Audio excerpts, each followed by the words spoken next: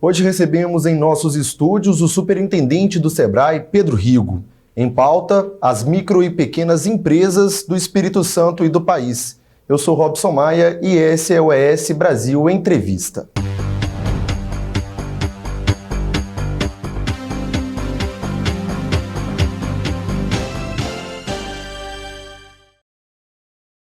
Muito bem, Pedro. Muito obrigado por participar conosco dessa conversa. Seja bem-vindo a ES Brasil. Eu que agradeço a oportunidade de estar aqui falando com vocês. Perfeito. A gente poderia começar discursando um pouquinho sobre os dados das micro e pequenas empresas que são responsáveis por cerca de 70% dos empregos do país.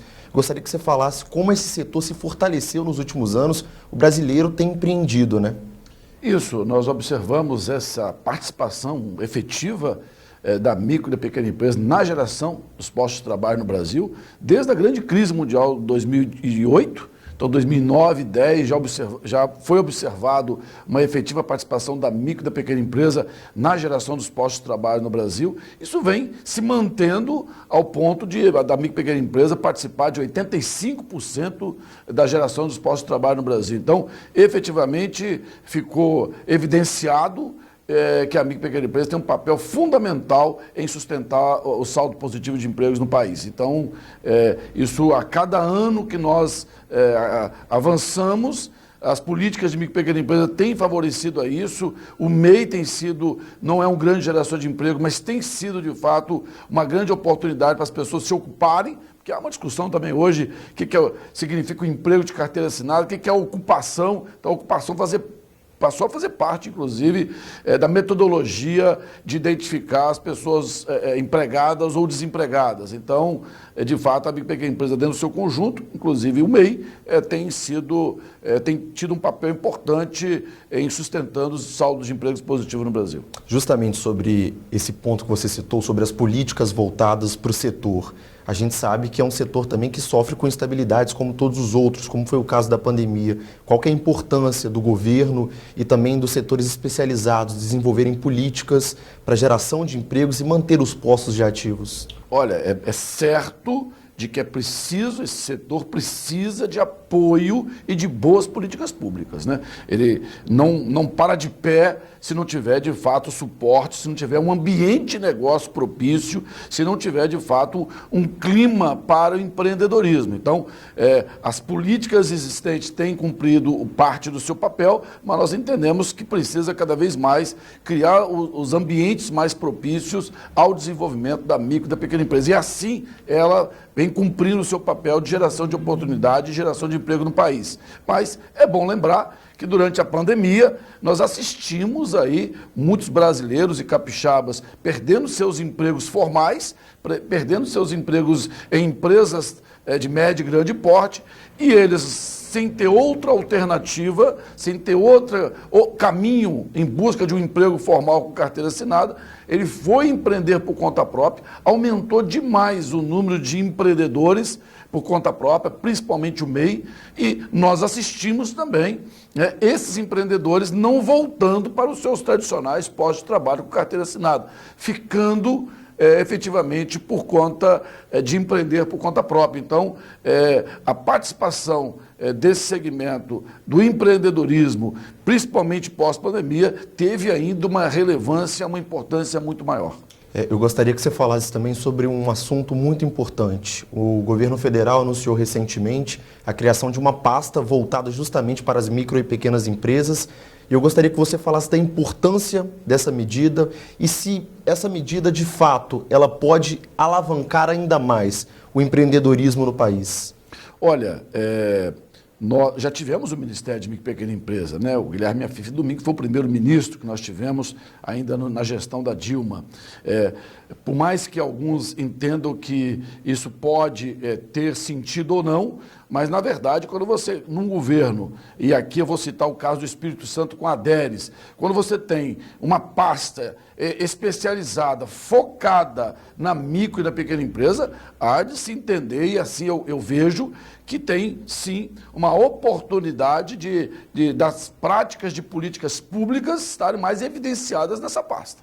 porque você começa a criar um corpo técnico, um corpo diretivo focado em elaborar políticas de micro e pequena empresa, focada em abordar os temas inerentes à micro e pequena empresa, são tantos, do crédito, da desburocratização. Então passa dentro do governo ter um foco, ter um direcionamento provocado por essa equipe, por esse novo ministério, assim vamos citar, para que de fato as políticas fiquem mais evidenciadas dentro de um governo, dentro de um programa de governo, e é o caso aqui, por exemplo, podemos citar da 10 do governo do Estado. A partir do momento que o governo do Estado passou a ter uma agência especializada em desenvolver as políticas de micro e pequena empresa, está óbvio, está claro que nós tivemos um avanço muito grande aqui no Estado do Espírito Santo por conta da presença da DERES, fazendo parcerias com o SEBRAE, e quem ganhou com isso, quem tem ganhado com isso é, de fato, os empreendedores de pequeno porte. Então dá para dizer que as políticas hoje adotadas pelo governo do Estado, trazendo para o âmbito estadual,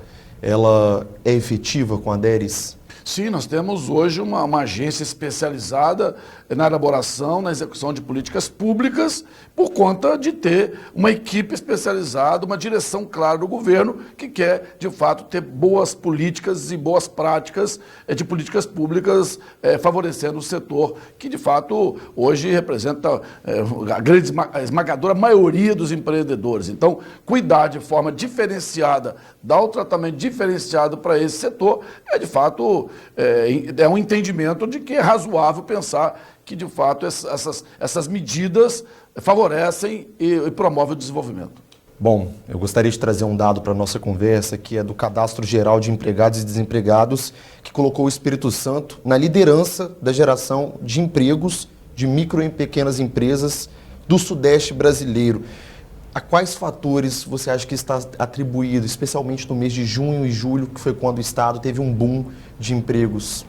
O julho chegou a 79%, né? Ou seja, 79% da geração dos novos postos de trabalho foram gerados por micro e pequena empresa. Então, assim, o Estado do Espírito Santo hoje vive um momento muito importante no seu processo de desenvolvimento, muitos investimentos em obras públicas, muitos investimentos por parte das prefeituras, aí, com esse apoio do governo. O Espírito Santo vive uma taxa de desemprego diferente do país, menor do que do país, vive um processo de crescimento de PIB diferente, também superior ao país, na média nacional. Então, de fato, com essa dinâmica, com essa economia, de fato, sendo desenvolvida, crescendo a partir dos investimentos públicos, nós entendemos claramente que a micro e pequena empresa capixaba, ela sai na frente em relação à média brasileira, e no Sudeste ela apresentou maior desenvoltura na geração de postos de trabalho por conta desse ambiente econômico e de desenvolvimento do Estado do Espírito Santo, e também pelo esse ambiente que nós vivemos hoje de estabilidade institucional, estabilidade política, que não é uma coisa comum, né, nos diversos estados brasileiros, mas aqui a gente vive essa estabilidade, vive esse momento propício para creditar ao Espírito Santo, né, os investimentos por parte de vários investidores, e com isso vai gerando um ciclo positivo, né, no processo de desenvolvimento do Estado. E a micro e pequena empresa acompanha, é a primeira a receber os benefícios, como também, se fosse ao contrário, seriam os primeiros a receberem aí a carga negativa. Mas no caso que nós estamos aqui no Espírito Santo, grande parte dos nossos estados, graças a Deus, mas aqui no Espírito Santo o destaque na região Sudeste, por ter sido o estado que mais, proporcionalmente, né, em percentual, gerou aí postos positivos de trabalho. Superintendente, em relação à reforma tributária, o assunto do momento, a gente sabe que o governador do estado, Renato Casagrande, já manifestou preocupação pela situação que o Espírito Santo pode encontrar após a aprovação de fato da reforma. Para os micro e pequenos empreendedores, existe alguma preocupação com o tema? Sim, é verdade que o governador Casagrande tem colocado, e tem sim que ficar preocupado, porque a reforma tributária que está aí, ela favorece aos estados consumidores. O Espírito Santo não é um estado consumidor, sua população, né, já indica assim, então tem que se preocupar sim. Tem que se preocupar em pensar, fazer do Espírito Santo e o Espírito Santo buscar uma nova matriz econômica. O governador tem sinalizado que o turismo pode ser essa matriz, essa nova vertente para o desenvolvimento do Estado do Espírito Santo. Sim, é importante pensar nisso. A micro e pequena empresa, ela tem um sistema tributário diferenciado, um tratamento diferenciado. Isso está garantido nessa reforma. Então, quando você olhar para a micro e pequena empresa, para o MEI, que tem um tratamento diferenciado na área tributária, até então está garantido esse tratamento diferenciado, que é o Super Simples, eu estou falando, e a política do MEI. Por mais que o Super Simples tenha sido tratado pela Receita Federal como renúncia fiscal, mas a grande expectativa é que, em se mantendo esse tratamento diferenciado da reforma tributária, passa a não ser mais uma renúncia fiscal, mas uma política, de fato, dando um tratamento diferenciado à pequena empresa. Então, quando você pensa que, por um lado, o Estado, de fato, não é consumidor e pode ser afetado pela reforma, do outro lado, nós estamos falando que a pequena empresa, pelo menos no que tange ao tratamento diferenciado aos tributos, não perde. Mas, ao final da história, todos nós estamos apreensivos porque isso mexe com a nossa base econômica, isso mexe com o nosso Estado, que hoje focou muito no comércio internacional e tem muita divisa com isso e, portanto, também virou um grande celeiro de distribuidores, né, para todo o Brasil. Isso pode mudar e é uma preocupação sim. O Espírito Santo tem que estar preocupado e tem que começar a pensar numa nova matriz econômica. Agora falando sobre o consumidor e também o microempreendedor em si. Existe uma preocupação muito grande, é claro, de todos os governos, de equilibrar o fortalecimento econômico das diversas regiões do Estado. Qual que é o desafio para o SEBRAE hoje em relação a desenvolver políticas e práticas que equilibram as oportunidades para o microempreendedor do interior do Estado e também o da região metropolitana? Essa é uma preocupação importante. O governador Renato Casagrande tem colocado, de fato, aí o esforço de governo para promover, estimular o desenvolvimento em todas as regiões do Estado do Espírito Santo. O SEBRAE, desde que nós chegamos em 2019, também adotou uma política de fortalecer o interior do Estado. Nós inauguramos vários escritórios regionais do SEBRAE, fortalecemos equipes de atendimento do SEBRAE em vários municípios, fortalecemos o escritório que já existia em Colatina, Guarapari, São Mateus, Nova Venécia, ou seja, também o SEBRAE foi em direção ao interior. Começa, de fato, a surgir esses resultados agora de que o SEBRAE, de fato, ele, com a sua capacidade de promover, de estimular o empreendedorismo e o desenvolvimento da pequena empresa, de fato, a gente conseguiu ampliar a capacidade de atendimento do SEBRAE. Está para nós nos números colocados hoje, resultado do SEBRAE, deixou isso muito claro, e nós continuamos nesse processo de mobilização territorial. E daqui a pouco a gente, por exemplo, inaugura um escritório de uma regional do SEBRAE em Venda Nova do Imigrante, que vai estar assim, nós temos trabalhando dentro da diretoria do SEBRAE, junto às nossas lideranças do SEBRAE, para que a gente possa, por exemplo, vocacionar o nosso escritório para o turismo na região das montanhas, porque precisa, nessa nossa visão futura de que o turismo pode ser, de fato, uma nova matriz econômica, a gente precisa fazer com que o SEBRAE cada vez mais pense no território, ajude no processo de desenvolvimento do território, e talvez a primeira ação concreta nossa será na nossa regional serrana, que tem o escritório centralizado em Venda Nova do Imigrante. Perfeito. Falando ainda desse trabalho integrado entre governo do Estado, SEBRAE e órgãos como você citou, o ADERES, eu gostaria que a gente discutisse um pouquinho também em relação às ações efetivas que têm sido realizadas. Por exemplo, recentemente o governo do Estado anunciou uma parceria fruto das negociações do governador Renato Casagrande com a Shein, uma empresa internacional, uma empresa de comércio online chinesa, que vai criar um polo de confecção que vai favorecer os microempreendedores na região da Serra. O quanto isso é importante para o trabalho integrado se fortalecer ainda mais, principalmente na visão do SEBRAE? O SEBRAE também, para 2024, nós vamos trabalhar fortemente o encadeamento produtivo. O que é isso? É o SEBRAE se aproximar das médias e grandes empresas como essa que estão chegando, para que a gente possa fazer com que os parceiros e fornecedores desses grandes grupos, ou das médias e grandes empresas exatamente, para que a gente possa ajudar na valorização e no desenvolvimento dessa cadeia produtiva. Acho que é isso que nós precisamos. O SEBRAE estará focado em 2024, já foi estabelecido isso no planejamento estratégico do SEBRAE, que nós encerramos agora, para que a gente possa ser de forma mais efetiva, parceiro dessa cadeia produtiva, organizando os micro e pequenos empreendedores para que eles possam corresponder às expectativas dos grandes grupos ou da média e grande empresa. Então, esse é um papel do SEBRAE, nós estamos antenados e conectados a essa necessidade e a essa realidade, que vai também ser um diferencial no Espírito Santo, dado ao contexto econômico e de reforma que nós estamos falando. Perfeito, superintendente, para a gente fechar a nossa conversa, eu gostaria que o senhor falasse um pouquinho da projeção feita pelo SEBRAE para esse restante de 2023, um ano que começou com o primeiro quadrimestre, com o Brasil fechando cerca de 400 mil pequenas empresas, mas agora apresenta um crescimento e no recorte do Espírito Santo sendo um cenário muito positivo, e também das expectativas, dos dados que vocês projetam para 2024. Olha, primeiro que o SEBRAE tem acompanhado essa movimentação e o crescimento do número de micro e pequena empresa, de MEIs, quer dizer, o número de empreendedores no Espírito Santo, porque esse número veio com a pandemia aumentando e consegue ainda mantém um ritmo de crescimento importante, né?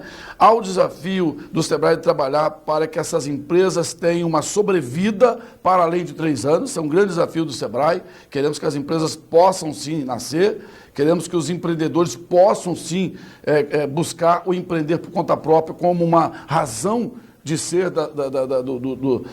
do seu negócio, e aí o SEBRAE precisa estar sempre junto para que esse empreendedor consiga, de fato, não só abrir, mas manter aberto. Então, esse é um grande desafio do SEBRAE. Um desafio do SEBRAE também, e a gente tem alcançado isso, e o 2022 já mostrou isso, o 2023 já está nessa esteira também de importantes entregas do SEBRAE, mas um SEBRAE que, antes de 2019, conseguia fazer não mais que 200 mil atendimentos aqui no estado do Espírito Santo. Ano passado nós já entregamos 464 mil atendimentos, esse ano vamos passar de 600 mil atendimentos, um SEBRAE que busca todo ano alcançar novas empresas para dentro do seu atendimento. Então, ano passado nós conseguimos ter acesso a pelo menos 50 mil novas empresas atendidas pelo SEBRAE.